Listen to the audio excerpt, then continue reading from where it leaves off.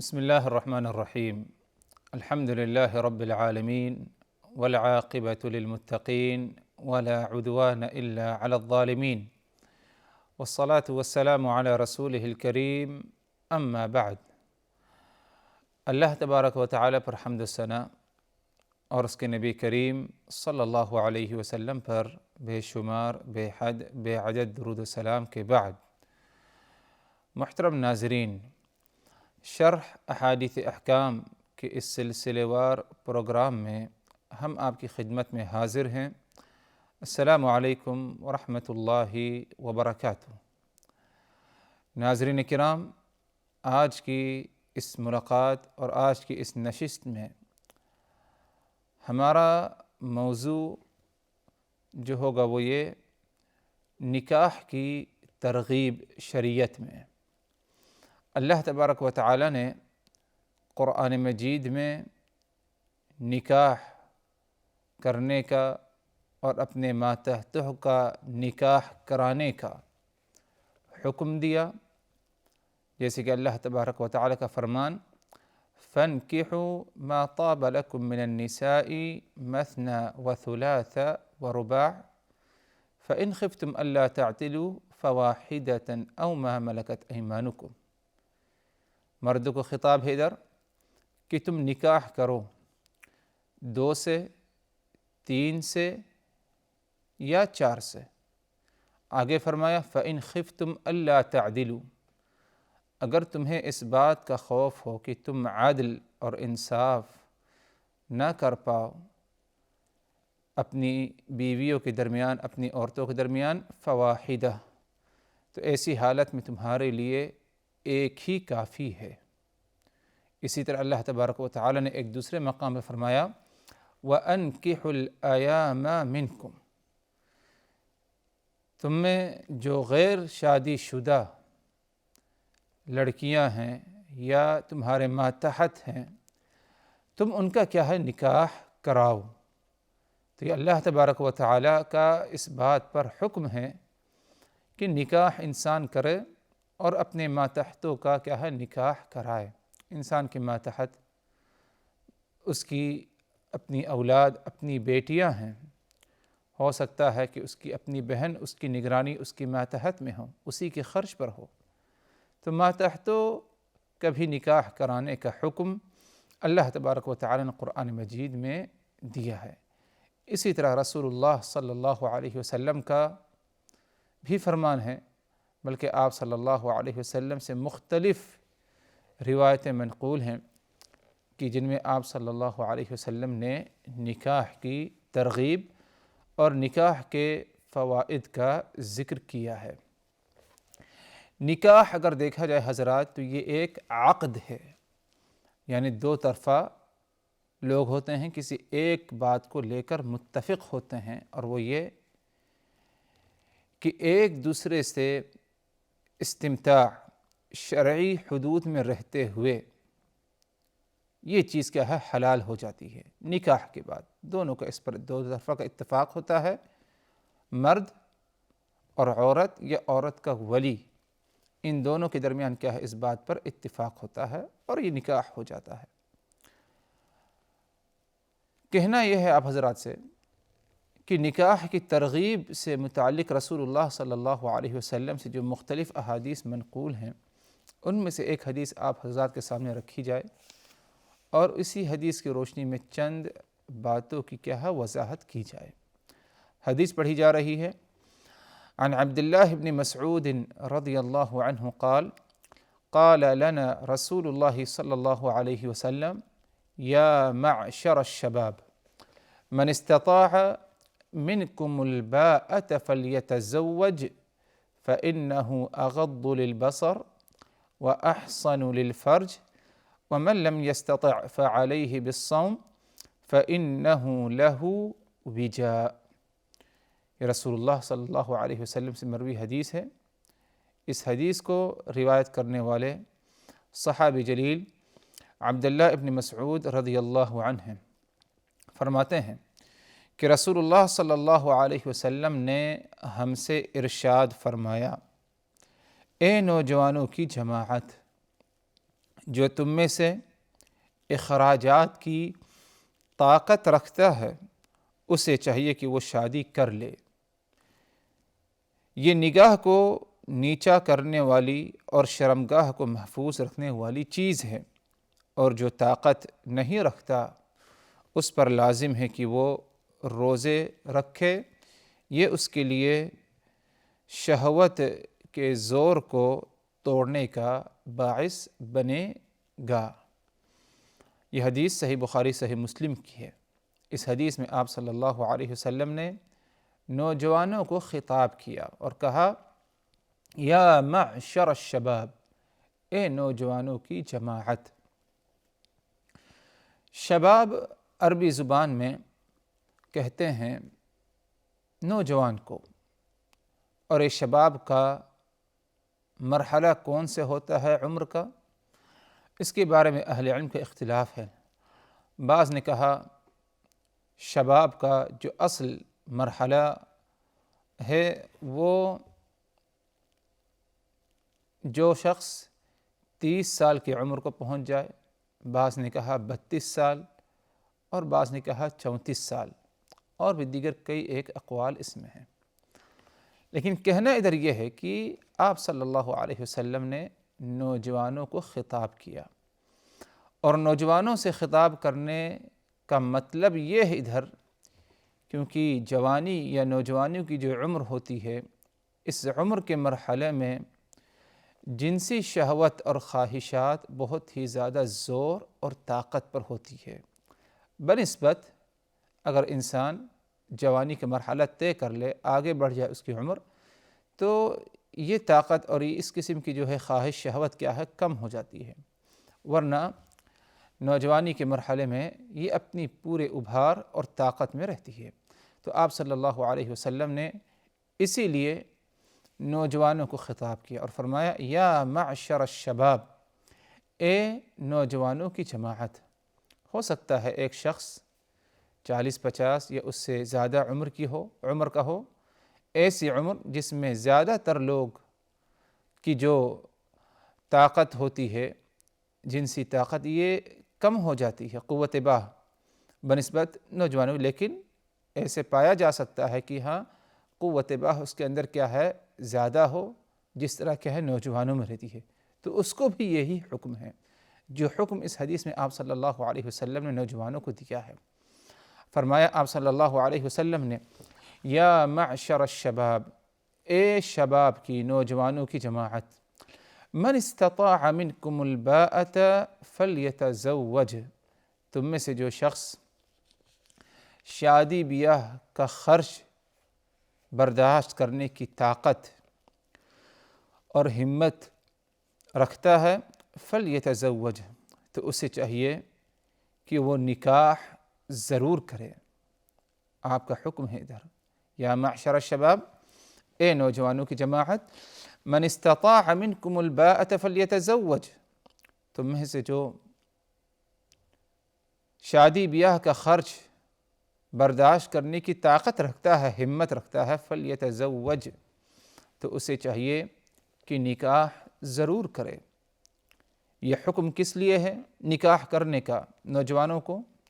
اس کے بارے میں آپ صلی اللہ علیہ وسلم نے آگے بتایا ہمیں، فَإِنَّهُ أَغَضُّ لِلْبَصَرِ وَأَحْصَنُ لِلْفَرْجِ، کیونکہ اس نکاح میں 2 اہم فوائد ہیں۔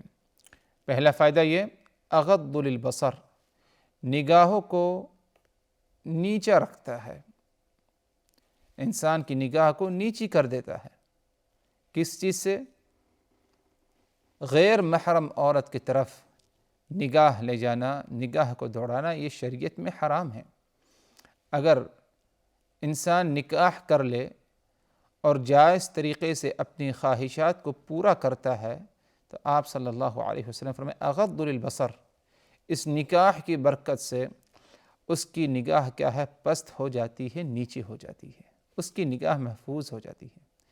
دوسرا فائدہ آپ صلی اللہ علیہ وسلم نے بتایا، وَأَحْصَنُ لِلْفَرْجِ، اور اس میں شرمگاہوں کی حفاظت ہے، شرمگاہ کی حفاظت ہے۔ ایک انسان آسودہ ہو چکا ہے اور اس کے پاس جائز طریقہ، جائز وسیلہ، راستہ ہے اپنی خواہش کو پوری کرنے کے لیے، تو یقیناً کیا ہے، اس نے اپنی شرمگاہ کی کیا ہے حفاظت کر لی۔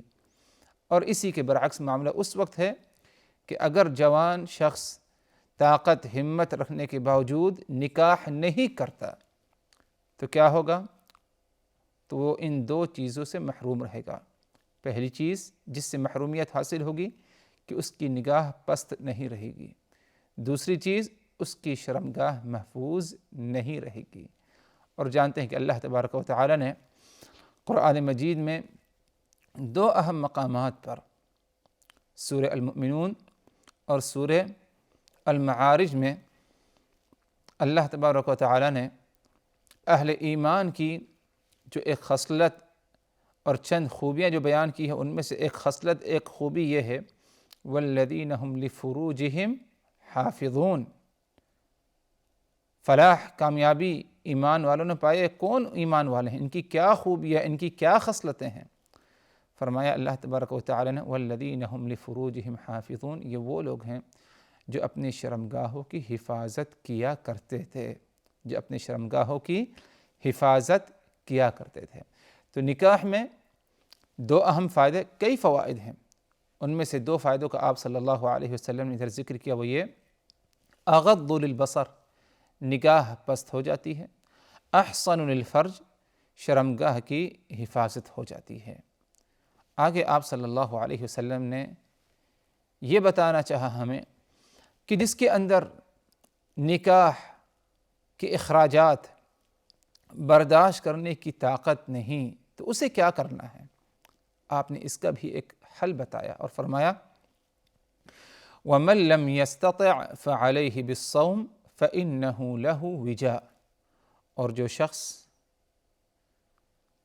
نکاح کا اخراجات برداشت کرنے کی طاقت ہمت نہیں رکھتا، استطاعت نہیں اس میں، فَعَلَيْهِ بِالصَّوْمِ، تو اسے چاہیے کہ روزہ رکھ لے، اسے چاہیے کہ روزہ رکھے، فَإِنَّهُ لَهُ وِجَاءٌ، کیونکہ اس کا روزہ رکھنا یہ اسے برائیوں سے روکے گا اور بری حرکتوں سے محفوظ رکھے گا۔ کیونکہ روزہ انسان جب رکھتا ہے تو اس کی جسم میں، بدن میں جو شیطانی وسوسے ہوتے ہیں یا دوسری جو جائز خواہشات ہوتی ہیں، تو ان تمام چیزوں کی جو ہے خواہشات اور جذبے کو کیا ہے کم کر دیتا ہے۔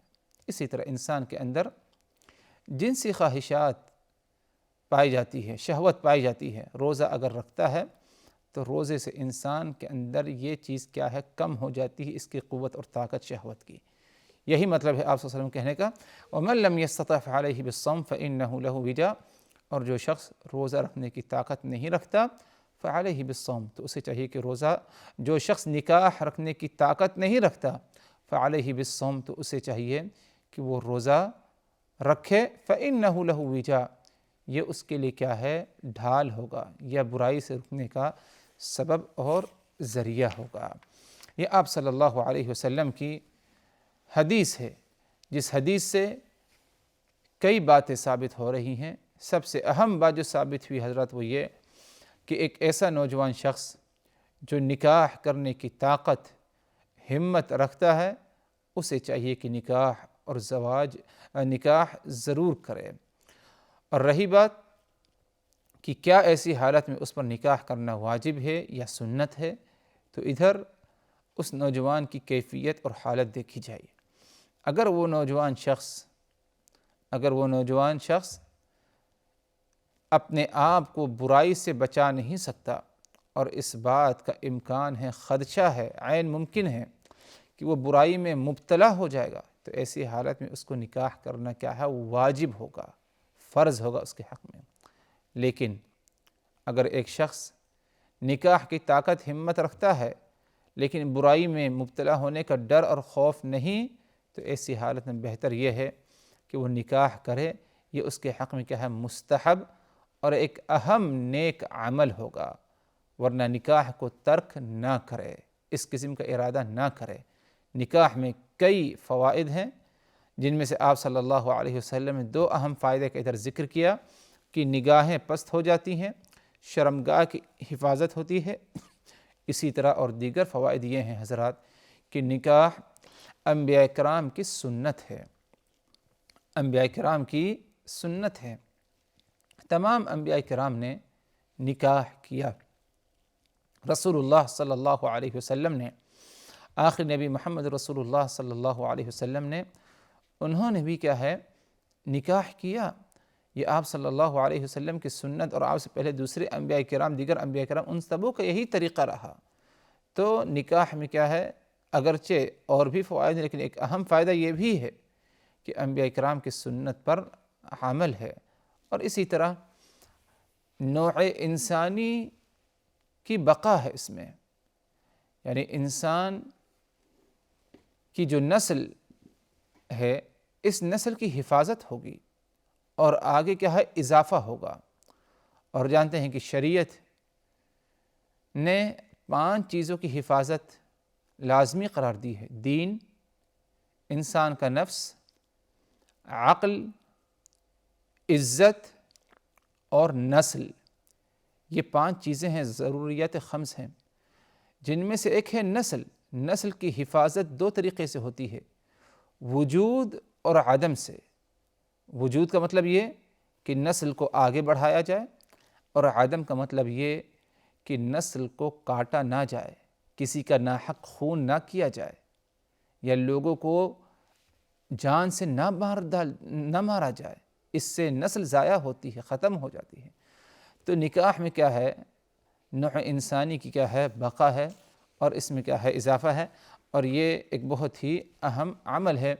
جیسے کہ رسول اللہ صلی اللہ علیہ وسلم نے خود نکاح کیا، آپ صلی اللہ علیہ وسلم سے پہلے جو انبیاء کرام گزرے انہوں نے بھی کیا ہے نکاح کیا۔ تو الغرض کہنے کا مقصد یہ تھا حضرات کہ آپ صلی اللہ علیہ وسلم نے نوجوانوں کو خطاب کرتے ہوئے فرمایا، یا معشر الشباب، اے نوجوانوں کی جماعت، من استطاع منکم الباءۃ فلیتزوج، تم میں سے جو نکاح کرنے کی ہمت طاقت رکھتا ہے تو اسے چاہیے کہ نکاح کرے، فإنہ اغض للبصر واحصن للفرج، ایسا کرنا اس کی شرمگاہوں کی حفاظت ہے، اور اس کی نگاہ اس میں کیا ہے پست ہو جاتی ہے۔ نگاہوں کی کیا حفاظت ہوتی ہے، شرمگاہ کی بھی حفاظت ہوتی ہے۔ اور بھی دیگر بہت سارے فوائد ہیں جن کا ذکر آپ کو جو ہے کتاب و سنت کی میں مل سکتا ہے، اور ادھر کیا ہے رجوع کیا جا سکتا ہے، اہل علم سے کیا ہے مزید اور جو ہے تفصیلات طلب کی جا سکتی ہے نکاح کے فوائد اور نکاح کے مقاصد سے متعلق۔ حضرات، آج کی اس ملاقات، آج کی اس نشست میں ہم اسی پر اکتفا کرتے ہیں۔